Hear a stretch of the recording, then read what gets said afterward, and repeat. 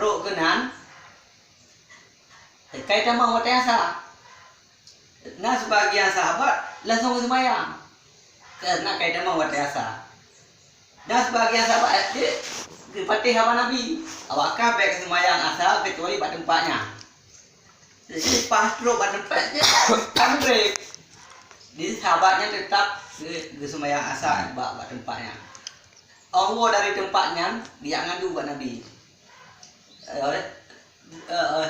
Berarti nah dua buah kejadian yang sabah membantah pendapat Nabi, yang sabah itu melakukan pendapat Nabi.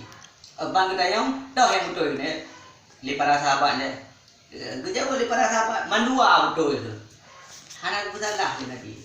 Jadi pendapat Nabi nya sangat menghibur. Ya, maka di dalam ilmu hadisnya payah takalan asbabul wurudi, sebab-sebab terjadinya sebuah hadis. Dan ubena hadis-hadis nabinya tidak ada yang menyakiti hati sahabat. Walaupun yang berpegang dengan Nabi lain berkubur, tapi tetap dibenarkan Nabi.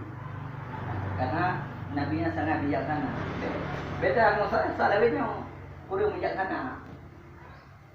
Ya. Nanti lagi pendapat Pak Gunawan. Nya anak perlu pegang bapak itu, anak perlu pegang bapak TV, anak perlu pegang bapak mati. Dalam kajian tadi dia pegang untuk wawasan ilmu.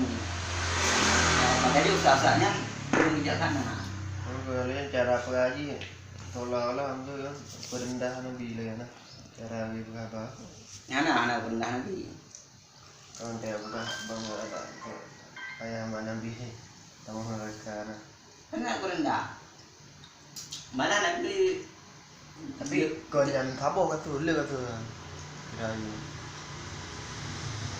Itu yang macam, hai okey tu ada.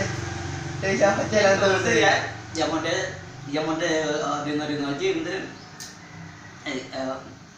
Lagi kang. Kau langsung phone saja. Awak warai tu. Yang tu langsung phone saja bawahnya Wahabi.